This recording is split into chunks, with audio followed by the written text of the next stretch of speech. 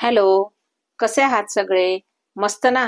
चला, आषाढी एकादशी निमित्त आज आपण उपवासाचे शेंगदाणा लाडू करणार आहे. हे उपवासाचे शेंगदाणा लाडू हे उपवासाला नाही तर नेहमीच चालणारे आहेत. चला तर मग त्यासाठी काय काय साहित्य लागणार आहे ते आपण इथे बघूया. इथे मी 1 किलो शेंगदाणे घेतलेले आहे बघा.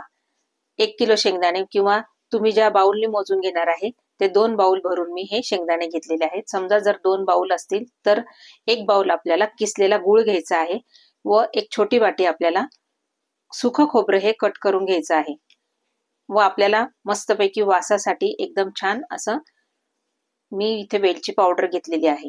चला तर मग आता आपल्याला सुरुवात करायची आहे. आता इथे मी एका कढईमध्ये आधी खोबरं भाजून घेणार आहे बघा. खोबरं असं एकदम मीडियम गॅसवर हलकस असं भाजून घ्यायचं आहे. एकदम छान असं थोडंसं खमंग होईपर्यंत बघा. एकदम छान असं भाजून झालेलं आहे. आता मी हे एका प्लेटमध्ये काढून घेत आहे बघा. आता इथे आपल्याला 1 किलो शेंगदाणे भाजायचे आहे. ते थोडे थोडे करून भाजायचे आहे पण एकदम मंद गॅसवर भाजायचे आहे. शेंगदाणे एकदम मंद गॅसवर जर भाजले गेले एकदम खरपूस एकदम छान तर लाडू पण अगदी चविष्ट लागतो बघा. जर गॅस जोरात केला तर शेंगदाणे एकदमच भाजले जातात आणि जळतात, त्याच्यामुळे लाडूची चव एकदमच खराब होते. तर शेंगदाणे ना असे मंद गॅसवर आहे ना हळूहळू कंटिन्यू असे थोडे थोडे बॅचेस मध्ये आपल्याला हे भाजून घ्यायचे आहे बघा. थोडासा असा कलर पण चेंज झालेला आहे आणि आता आपण हे थोडेसे हाताने क्रश करून बघू. त्याच्यावरचे जे साल्ट आहे ते असे निघाले पाहिजे बघा. याची ही खूण आहे की आपले शेंगदाणे आता हे भाजून झालेले आहे व ते नंतर असे टचटच असे थोडेसा आवाज येतो उडण्याचा. तर शेंगदाणे आपले असे छान असे भाजून झालेले आहे बघा. एकदम मंद गॅसवर असे भाजून घ्यायचे आहे. शेंगदाणे हे आपल्या शरीराला खूपच पौष्टिक आहे, त्याच्यामुळे लहान मुलांना रोजच हा एक लाडू, लहानना काय मोठ्यांना सुद्धा जर हा एक लाडू रोज खाऊ घातला आपण आणि त्याच्यावर थोडंसं दूध तर खूप छान आहे. आपल्या शरीराला छान मस्तपैकी उपयुक्त असणारे हे लाडू आहेत बघा. आता हे झालेले आहेत. आता हे मी एका प्लेटमध्ये काढून घेत आहे. अशा प्रकारे मी ही आता दुसरी बॅच पण भाजून घेत आहे. एकदम छान आता ही दुसरी बॅच देखील भाजून झाली आहे. अशा प्रकारे मी हे सगळे शेंगदाणे असे मंद गॅसवर असे भाजून घेत आहे बघा. आणि छान असे आपल्याला हे मस्त गार करून घ्यायचे आहे बघा. बघा आता हे छान असे गार झालेले आहे. जर तुम्हाला यावरचे टरफल काढायचे असेल तरी काढून घेऊ शकता. मी इथे काढलेले नाही कारण ते सुद्धा पौष्टिक आहे. आता मी हे थोडे थोडे करून मी मस्त मिक्सर मधून ग्राइंड करून घेत आहे बघा. असे छान असे बारीक आपल्याला ग्राइंड करून घ्यायचे आहे. थोडे जाडसर असले तरी चालेल कारण आपल्याला यामध्ये आता गूळ मिक्स करून घ्यायचा आहे बघा. अशा प्रकारे मी हे एका बाउल मध्ये छान मोठ्या याच्यामध्ये काढून घेत आहे. अशा प्रकारे हे सगळे शेंगदाणे आपल्याला मिक्सर मधून ग्राइंड करून घ्यायचे आहे बघा. शेंगदाणे गार झाल्यानंतरच आपल्याला मिक्सर मधून काढून घ्यायचे. आता हे सगळं झाल्यानंतर बघा, हे सगळे ग्राइंड झाल्यानंतर आता आपल्याला इथे खोबरं देखील आपल्याला गार करूनच मग ग्राइंड करायचं आहे. हे देखील मी छान असं मिक्सर मधून ग्राइंड करून घेत आहे.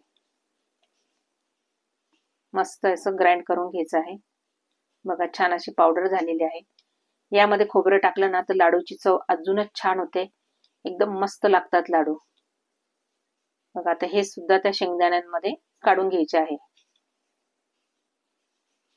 आता इथे मी गूळ किसून घेतलेला आहे, तो देखील आता याच्यामध्ये सगळं मिक्स करून घ्यायचा आहे. असं छान पूर्ण मिक्स करून घ्यायचं आहे बघा. आता आपण हे मिक्स झालेलं आहे सगळं मिश्रण हे आपल्याला मिक्सर मधून सगळं थोडं थोडं थोडं थोडं बॅचेस मधून छान ग्राइंड करून घ्यायचं आहे बघा. इथे आता हे सगळं मिक्सर मधून ग्राइंड केल्यामुळे हे सगळं मिश्रण आपल्याला एक जीव होईल. असं मध्ये मध्ये जाडसर गुळाचा खडा वगैरे असा राहणार नाही. एकदम छान अशी पावडर तयार होईल बघा. यामध्ये तूप वगैरे घालायची काहीच गरज नाही. आता हे बघा, हे हाताने सगळं मिक्स करून घ्यायचं आहे. मी मिक्सर मध्ये ग्राइंड करून घेतलेलं आहे. आता यामध्ये मी वेलची पावडर ही टाकून घेत आहे. वेलची पावडर आपल्याला थोडीशी मिक्सर मध्ये वेलची घ्यायची आहे आणि त्यामध्ये थोडी साखर घालायची आहे, म्हणजे आपली वेलची मस्त बारीक होते. आता हे सगळं काही छान असं मिक्स करून घ्यायचं आहे बघा हे मिक्स होत आहे तोपर्यंत मी सुनीता कुक विथ सुनीता पराते ह्या चॅनलमध्ये तुमचं स्वागत करत आहे. तुम्हाला जर माझे व्हिडिओ पाहायला आवडत असतील तर माझ्या चॅनलला नक्की सबस्क्राईब करा, लाईक करा, शेअर करा, कमेंट करायला विसरू नका. बघा तर मग किती छान आपले हे लाडू वळले जात आहे. त्याला ना दुधाची गरज आहे ना तुपाची ना तेलाची, एकदम व्यवस्थित असे लाडू वळले जात आहे. तुम्हाला जर वाटत असेल तर तुम्ही याच्यामध्ये ड्रायफ्रुट्स देखील टाकू शकता, ड्रायफ्रूटची पावडर करून टाकू शकतात. बघा किती छान आपले हे लाडू तयार झालेले आहे. उपवासाचे काही इतर दिवशीही आपल्याला हे लाडू उपयोगात येतात. छान असा मस्त एक लाडू खाल्ला तरी एकदम छान असं थोडंसं पोट भरल्यासारखं वाटतं एकदम दिवसभर. एकदम छान. आता हे मी सगळे लाडू असे छान व्यवस्थित वळवून घेत आहे. किती छान असे लाडू हे वळले जात आहे बघा. तुम्ही नक्की ह्या प्रकारे करून बघा. बघा आपले सगळे लाडू असे तयार झालेले आहे, तुम्ही बघू शकता. बघा एकदम छान असे लाडू तयार झालेले आहे. 1 किलोमध्ये ह्या सगळ्या मिश्रणासह माझे 54-55 लाडू तयार झालेले आहे मीडियम साईजचे. हे मेजरमेंट अगदी योग्य आहे, तुम्ही नक्की करून बघा. किती छान असा लाडू तयार झालेला आहे. चला तर मग नक्की करून बघा आणि मला नक्की कळवा.